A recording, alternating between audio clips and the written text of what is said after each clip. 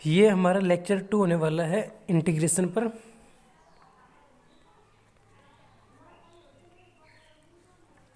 First lecture में मैंने देखा था, अभी मैं उसे समराइज कर देता हूँ थोड़ा सा, कि हमने देखा था कि अगर f(x) का अवकलन आपके पास gx है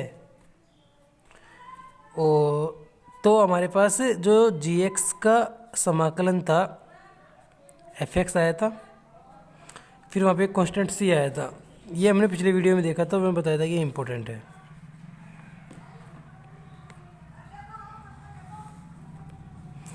सेकंड थिंग हमने देखी थी कि जो इंटीग्रेशन है gx dx एक समांतर वक्र परिवार को प्रदर्शित करता है, जिसके प्रत्येक सदस्य तथा रेखा x बराबर x1 के कटान बिंदु पर स्पर्श रेखा समांतर होती है। कुछ ये वाला ग्राफ समझाया था मैंने, कैसे क्या बनता है कि इसके अंदर हमारे पास जो x² का ग्राफ था, इसके प्रत्येक बिंदु x=x1 पॉइंट पर अगर हम स्पर्श रेखा खींचे तो आपस में क्या होती है, समांतर रेखा होती है, जिससे आपके पास ये इंटीग्रेशन रिप्रेजेंट करता है, प्रदर्शित करता है। अब आज के वीडियो में हम कुछ स्टैंडर्ड रिजल्ट देखेंगे और कुछ प्रॉपर्टीज है वो भी देखेंगे। तो सबसे पहले अभी हम स्टैंडर्ड रिजल्ट्स की तरफ चलते हैं। तो आपको अगर देखा जाए कि डिफ्रेंसिएशन ऑफ x की घात n कितना होता था, n मल्टीप्लाई बाई x की घात n-1। तो यहाँ से अगर हम इंटीग्रेशन देखें n x की घात n-1 इंटीग्रेशन dx आपस कितना आने वाला है, x की घात n प्लस c। और अब यहाँ पे n क्या है, कांस्टेंट है, कांस्टेंट को हम इंटीग्रेशन से बाहर निकाल सकते हैं, जो आपके पास आ जाता है x की घात n प्लस c। और आप n को यहाँ पे डिवाइड कर दीजिए, तो इंटीग्रेशन ऑफ x की घात n-1 dx equals to x की घात n upon n plus c upon n। अब c अपॉन n को कुछ नया कॉन्स्टेंट कैपिटल C लिख दीजिए, कोई सा भी c लिख सकते हैं। ये बाद में क्या है, n भी कॉन्स्टेंट था, तो ये आपके पास ये आता है कि इंटीग्रेशन ऑफ x की घात n-1 dx आपके पास आता है x की घात n upon n plus c। ठीक है, x की घात n-1 का। तो हमारे पास जो इसका जनरल फॉर्मूला होता है, जो क्या होता है कि इंटीग्रेशन ऑफ x की घात n dx जो होता है आपके पास x की घात n+1 upon n+1 plus c and provided by n is not equals to -1। अब यहाँ पे आता है कि n की वैल्यू -1 क्यों नहीं होनी चाहिए। पहली बात, जैसे अगर आप यहाँ पे n की वैल्यू -1 रखोगे, ये क्या हो जाएगा, नीचे डिनोमिनेटर आपके पास क्या हो जाएगा, 0 हो जाएगा, डिनोमिनेटर न्यूमरेटर एंड डिनोमिनेटर। तो इसे हम बोलते हैं डिनोमिनेटर। डिनोमिनेटर क्या हो जाएगा, आपके पास 0 हो जाएगा, अंश और हर बोल सकते हैं। तो इसीलिए आप तो n की वैल्यू -1 नहीं रख सकते। सेकंड पॉइंट, अगर आप सपोज करो यहाँ पे x की वैल्यू -1 रख देते हैं, तो आपके पास क्या हो जाता है x की पावर -1, जो एक्चुअली क्या होता है 1/x। ठीक है, और आप जानते हैं कि इंटीग्रेशन ऑफ नहीं डिफ्रेंसिएशन ऑफ log x क्या होता है, 1/x होता है। तो यहाँ पे आप देख सकते हैं कि 1/x dx आपके पास कितना आता है, log x प्लस c। ठीक है, और इसको क्या है कि आपको कैसे लिखा हुआ मिलेगा, यहाँ पे बेस ई होता है, इसको लिखो चाहे मत लिखो। ठीक है, तो इसको हम बेस ई को हम क्या लिख देते हैं, एल एन लिखते हैं। और इसका डोमेन क्या होता है, एक्स पॉजिटिव होना चाहिए, तो अपन लिख दिया ln mod x plus c। तो integration of 1/x dx equals to ln mod x plus c। ये समझ में आया होगा। देखो क्या किया है, कुछ नहीं किया, एक्स की घात n का देखा, x की घात n+1/n+1 किया, आपको याद करने हैं। वैसे डिफ्रेंसिएशन याद होंगे तो इंटीग्रेशन याद करना क्या है, रिवर्स प्रोसेस है, तो बड़े आसानी से याद हो जाएंगे। मैं 1-2 फॉर्मूले आपको समझा रहा हूँ, बाकी फिर मैं जल्दी जल्दी खुद ही कर दूंगा।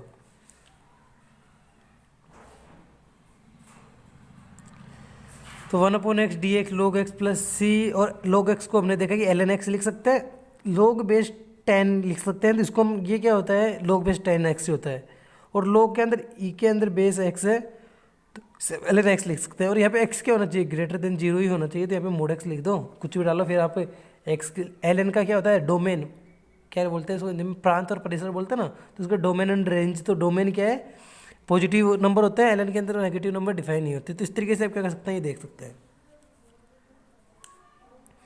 अब आपके पास ठीक है, तो मैं अभी क्या है बिल्कुल बेसिक से चालू कर रहा हूँ। तो मैं यहाँ पे स्टैंडर्ड रिजल्ट्स नाम से लिख के मैं अब आपको बता देता हूँ, STND स्टैंडर्ड रिजल्ट्स। ठीक है, आपको ये अपनी बुक में भी मिल जाएंगे, जहाँ से आप रेफ़र कर रहे हो एनसीईआरटी या फिर राजस्थान बोर्ड सीबीएसई की, तो एनसीईआरटी चलती है बुक, ये जो भी बुक पढ़ रहे हैं आप। तो यहाँ पे हमारे पास फर्स्ट फॉर्मूला है इंटीग्रेशन ऑफ एक्स की पावर एन डी एक्स का आपके पास होता है 1/n+1, मतलब एक्स की पावर n+1/n+1 प्लस सी, और यहाँ पे n की वैल्यू -1 नहीं होनी चाहिए। n की वैल्यू -1 पे क्या लफड़ा था, तो मैंने आपको बताया था कि ये हो जाता है 1/x। तो 1/x का हमारे पास कितना होता है ln mod x plus c d x, तो यहाँ पे क्यों आएगा, यहीं आएगा ना, ठीक है। नंबर तीसरा, a की घात x dx, ठीक है। तो अगर सबसे पहले हम डिफ्रेंशिएशन देखते हैं a पावर x का, तो ये आपके पास क्या होता है a पावर x ln, ये होता है डिफ्रेंशिएशन, ln बोल दो, लोग बोल दो, आप ln ही बोलो, ठीक है। तो a की पावर x ln a, ठीक है। यहाँ से हम क्या देख सकते हैं कि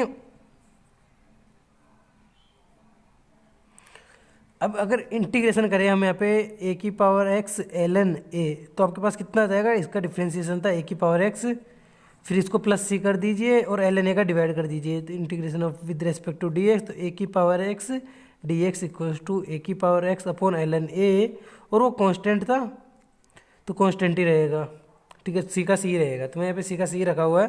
तो a की पावर x dx का आपके पास आता है a⁻x upon ln a, ln मतलब कि लोग बोल दो, ये ln बोल दो, ठीक है, ln a प्लस सी। तो तीन फॉर्मूले मैंने लिखे हैं अभी तक, x की power n 1/n+1, x⁻n+1 plus सी, 1/x ln mod x plus सी, a की power x upon ln a plus सी। अभी और फॉर्मूले देखते हैं अभी हम। चौथा फॉर्मूला है आपके पास integration of sine x dx, ठीक है। तो साइन x का आपके पास क्या होगा, माइनस कोस एक्स प्लस सी, और एक और पांचवा देखते हैं पहले, फिर समझते हैं हम।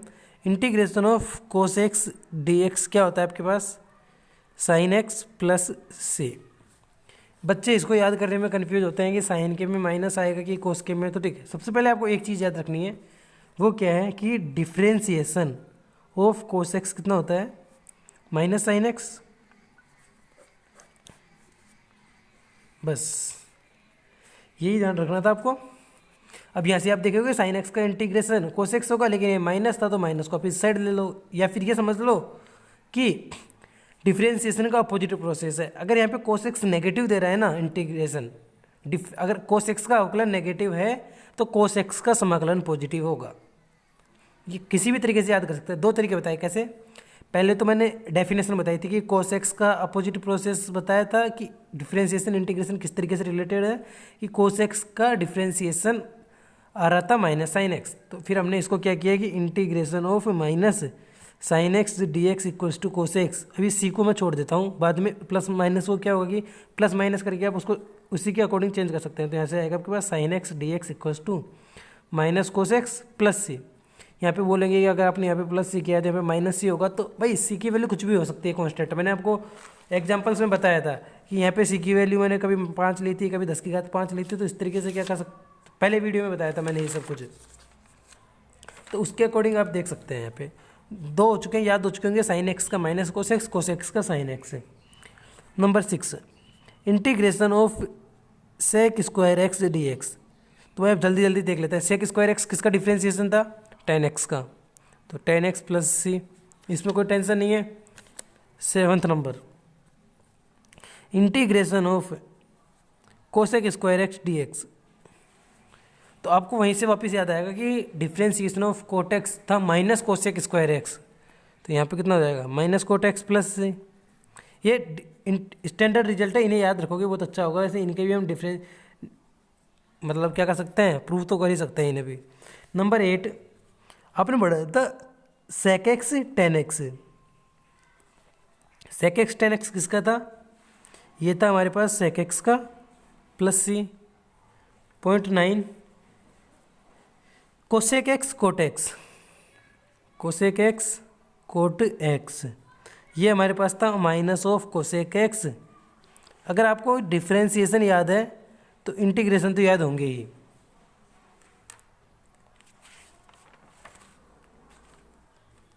ठीक है, एक फॉर्मूला, ये तो भाई साहब जिद्दी है, ई की पावर एक्स डी एक्स सभी जानते हैं। डिफ्रेंसिएशन भी ई की पावर एक्स होता है, तो इंटीग्रेशन भी ई की पावर एक्स ही होगा, ई की पावर एक्स प्लस सी। तो यार अभी तो ये 10 फॉर्मूले याद करो, बाकी इनवर्स ट्रिग्नोमेट्रिक फंक्शंस है और भी फंक्शंस है, मोड एक्स है, इन सब के मैं आपको बताऊंगा बाद में। और एक और कुछ बता देता हूँ, ये सिंपल सी चीज़ है, जैसे कि अगर आपने यहाँ पे डी एक्स लिखा तो सिंपल इसका मतलब क्या है कि यहाँ पे एक 1 होगा, और 1 का आप क्या करोगे, 1 को कैसे जूम करोगे, एक्स की पावर 0 समझ सकते हैं हम, ठीक है। एक्स की पावर 0 का क्या होगा, एक्स की power 0 plus 1 upon 0 plus 1 plus c. तो ये आपके पास हो चुका है एक्स प्लस सी, तो 1 का कितना हो गया, एक्स प्लस सी, ठीक है। नंबर 12वां पॉइंट बता देता हूँ, वैसे ये आपको समझ में आ जाना चाहिए कैसे किया। 1 था, 1 का कैसे निकाला, एक्स प्लस सी, या फिर एक्स का आप डिफ्रेंसिएशन याद होगा तो एक्स का 1 होता है विद रिस्पेक्ट टू एक्स, तो यहाँ से 1 का कितना हो गया, एक्स हो गया। और 12 हो रहा है कि अगर आप 0 का इंटीग्रेशन निकालते हैं तो क्या होगा कि 0 ही होगा, तो इसका हो जाएगा कांस्टेंट सी, क्योंकि कांस्टेंट सी तो हम कुछ भी लिख सकते हैं ना। देखो कि जैसे मैं लिखूँ D upon d x, differentiation of 10 कितना आने वाला है, 0। डिफ्रेंसिएशन ऑफ -5 कांस्टेंट था 0, तो यहाँ से ये कांस्टेंट कुछ भी हो सकता है। तो बस 0 का इंटीग्रेशन कितना हो गया, 0 का इंटीग्रेशन यहाँ से बताओगे -5, यहाँ से बताओगे 10, मतलब कोई कांस्टेंट वैल्यू है। मैंने यहाँ पे लिखा d upon d x, constant value c का डिफ्रेंसिएशन 0, यहाँ पे ध्यान रखना है ये सी कॉन्स्टेंट है, तो यहाँ से हमारे पास इंटीग्रेशन ऑफ 0 कितना आ चुका है, सी आ चुका है। तो ये फॉर्मूले बहुत इंपॉर्टेंट है, अभी मैं इनको वापस एक बार रिवाइज करवा देता हूँ, फिर देखते हैं अभी अपन, ठीक है। एक्स की पावर एन का था, एक्स की power n plus 1 upon n plus 1, यहाँ पे n की वैल्यू -1 नहीं होनी चाहिए, क्यों, क्योंकि n की वैल्यू -1 हो जाएगी तो यहाँ पे 0 बन जाएगा। क्या हो जाएगा, एक्स की पावर n प्लस 1 अपॉन 0, जो क्या होती है आपके पास इनडिटरमिनेबल फॉर्म होती है। और यहाँ पे अगर आप देखें तो 1 अपॉन एक्स हो रहा है, 1 अपॉन एक्स का ln मोड x होता है, ए की पावर x का ए की power x upon ln a, या फिर आप इसे log a भी लिख सकते हैं। साइन एक्स का माइनस कोस एक्स का sine x, sec square x का tan x, cosec square x का minus cot x, sec x tan x sec x, cosec x cot x minus cosec x, e की power x का ए की power x plus सी 1 का। और ये कईयों के दिमाग में आ रहा होगा ये तो क्या पता नहीं, खुद को याद थे जो बता दिए, टेन एक्स का नहीं बताया अभी हमें, सेक एक्स का नहीं बताया, वो सब बताऊँगा, उनकी टेंशन करने की कोई ज़रूरत नहीं है, वो सब मैं आपको बताऊँगा। और कुछ क्वेश्चंस भी बताऊँगा करके, सोल्व करके कैसे करने हैं क्वेश्चंस, और इसके आधार पे आप बहुत सारे क्वेश्चन सोल्व कर सकते हैं, अभी जितना पढ़ा है उसके हिसाब से। अभी मैं कुछ क्वेश्चंस करके बताऊंगा तो आप करेंगे। एक मेरे पास एक थ्योरम और है, इसको प्रूव मैं नहीं करने वाला यहाँ पर, बस आपको बता दे रहा हूँ। थ्योरम क्या है कि अगर आपके पास इंटीग्रेशन आप निकाल रहे हैं किसी भी, ये आपके पास क्या है, सपोज करो कोई कॉन्स्टेंट है, कोई अचर है, इंटीग्रेशन ऑफ के एफ एक्स डी एक्स के अंदर क्या कर सकते हैं आप, के को बाहर निकाल सकते हैं, integration of F x d x कर सकते हैं। अगर इसका प्रूफ देखना है आपको, हिंदी में देखना है तो आरबीएससी में, आरबीएससी की बुक है राजस्थान बोर्ड की क्लास 12th की, जिसमें पेज नंबर 216 पर आपको मिल जाएंगे। अब मैं कुछ क्वेश्चंस बताता हूँ आपको। पहला क्वेश्चन है कि integration of 2x square dx, जो पढ़ा वही यूज करेंगे अभी तक हम, ठीक है। तो इसको कैसे सोल्व करेंगे अभी, फिर मैं आपको बताऊंगा बोर्ड की एग्जाम में आपको कैसे लिखना है, जिससे आपको 100 में से 100 मार्क्स मिलेंगे। 100 आउट 100 आउट ऑफ 100 आपको कैसे लाना है वो बताऊंगा मैं, किस तरीके से लिखा जाता है।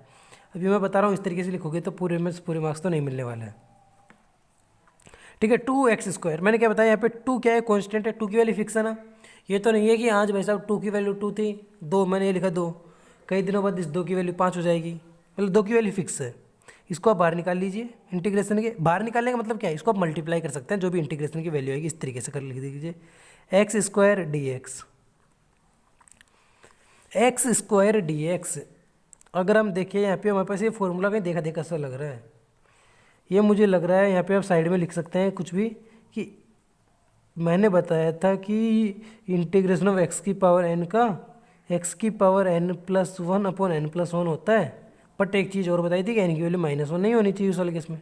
तो यहाँ पे अगर कंपेयर करें हम एक्स स्क्वायर से, एक्स वही है सेम है, एन की वैल्यू यहाँ पे 2 है, एन की वैल्यू -1 नहीं है, तो हम क्या लिख सकते हैं 2 एक्स स्क्वायर का इंटीग्रेशन अब क्या लिखेंगे हम, एक्स की पावर 2+1/2+1, ठीक है, ये बताया था, प्लस सी बताया था, तो मैंने ये, ठीक है, प्लस सी, ठीक है।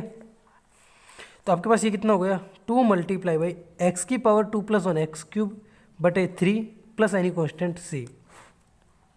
फिर यहाँ से आप देखोगे कि 2x³/3 प्लस 2c। अब बोलेंगे सर तो हर बार सी कर रहे थे, यहाँ पे मेरे पास 2c आ गए। भाई कोई बात नहीं, सी कांस्टेंट था तो 2 मल्टीप्लाई बाई सी भी कांस्टेंट होगा ना। अगर आपके पास 2 कांस्टेंट है, यहाँ पे 4 आ जाए तो क्या कांस्टेंट नहीं होगा, मतलब उसको 2 से मल्टीप्लाई किया तो वो भी कांस्टेंट होगा। तो इसे आप लिख सकते हैं 2/3 x³ प्लस कांस्टेंट, आप इसको सी को सी लिख दीजिए, कोई दिक्कत नहीं है। वापस आप इस सी को आप सी भी लिख सकते हैं, या फिर 2c को आप k लिख सकते हैं, p लिख सकते हैं, जो भी आपकी इच्छा हो। और फिर यहाँ पे लिख देना कि c इज, जो मैंने क्या बताया था आपको, ये स्वच्छ नियतांक है या फिर समाकलन नियतांक कुछ है, वही लिख देना, ठीक है। तो मुझे उम्मीद है कि ये वाला क्वेश्चन तो आपको समझ में आ गया होगा कि 2x² का इंटीग्रेशन कैसे किया। 2 था, ये इस वाली थ्योरम से देखा कि 2 को बाहर कैसे निकाला, मैंने ये वाली बता दिया आपको, एक आध फॉर्मूले यूज करके भी बता दिए कैसे करना है। अभी और कुछ एग्जांपल्स देखेंगे, उससे और ज़्यादा क्लियर होगा आपको कैसे करना है। बस आपको देखते जाना है और वीडियो को लास्ट तक देखना है। और अगर हमारे चैनल को सब्सक्राइब नहीं किया है तो चैनल को सब्सक्राइब कर दीजिए, वीडियो को लाइक कर दीजिए। यार मैं एक चीज़ और बता देता हूँ कि जिन्होंने पहले से पढ़ रखा है समाकलन, या फिर जिनको आता है, तो वो समझ रहे होंगे क्या बच्चों जैसे क्वेश्चंस करा रखे हैं। तो भाई देखो, यहाँ पे सभी का लेवल एक सा नहीं है, तो मैं कोई कम जानता है, कोई स्टार्टिंग से आता है, तो इसीलिए मैं क्या कर रहा हूँ कि यहाँ पे बिल्कुल बेसिक से करा रहा हूँ और एडवांस लेवल के क्वेश्चंस भी कराऊंगा, अच्छे क्वेश्चंस भी कराऊंगा। अगर मैं सीधा एक अच्छा क्वेश्चन कराने लग गया तो फिर जो समझ रहे हैं उनको समझ में नहीं आएगा। तो इसलिए आप पैसेंस रखो और क्वेश्चन सोल्व करो, ठीक है। अभी हम एक और एग्जाम्पल छोटे लेवल के ही देखते हैं, ठीक है। इंटीग्रेशन ऑफ x की पावर 6 dx, मैं लिखूँ इतने में आपका आंसर आ जाना चाहिए। तो देखो भाई साहब, ये वही देखा सा लग रहा है, x की पावर n थी, n+1/n+1 plus any constant c कर देते तो हमारे पास आ गया x की पावर 7/7 प्लस, इस तरीके से जल्दी कर देना है। अब एक और देखिए भाई साहब, दूसरा x² + 1/x⁴ इंटीग्रेशन dx। यहाँ पर देखें तो सबसे पहले तो कन्फ्यूज नहीं होना है इस तरीके के क्वेश्चंस को देखते हुए।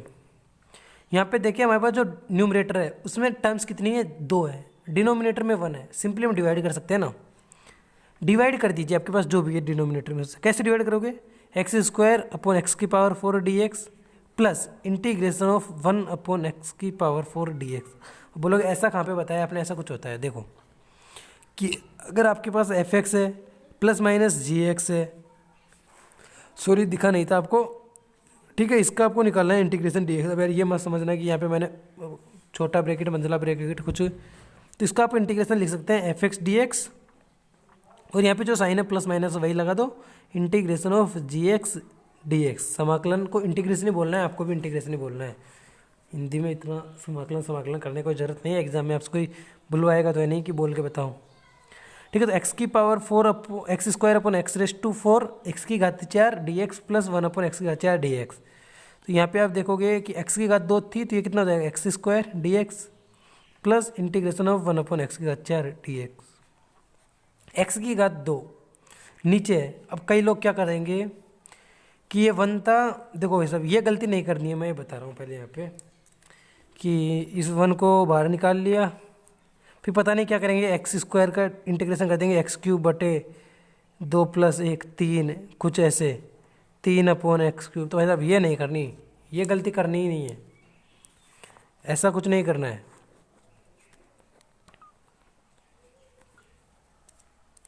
यार ये पेन सर्दी से, इनको भी सर्दी लग जाती है, ऐसा आपको नहीं करना है।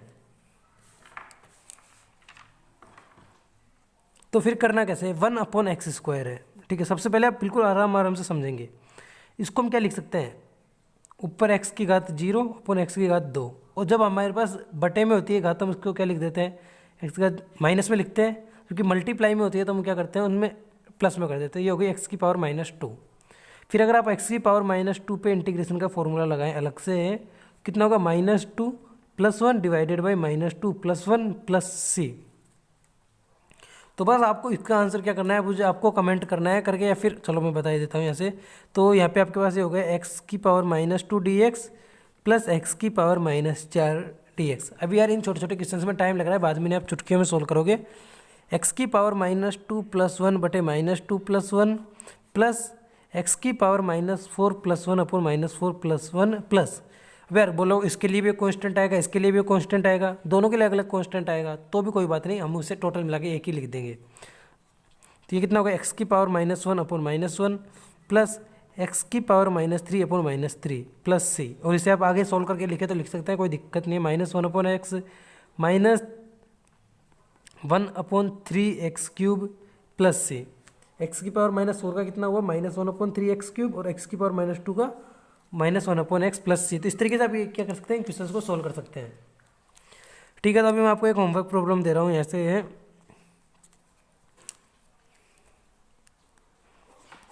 आपको इसका क्या करना है, आंसर कमेंट में जरूर बताना है।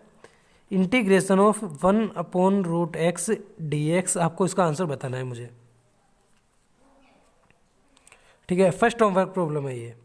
सेकंड होमवर्क प्रॉब्लम वैसे राजस्थान बोर्ड की बुक से ही है ये questions, ax² + bx + c upon ax dx। आपको इन दोनों का आंसर्स क्या करना है, कमेंट करना है। अभी मैं आपको और क्वेश्चंस बताता हूँ फिर।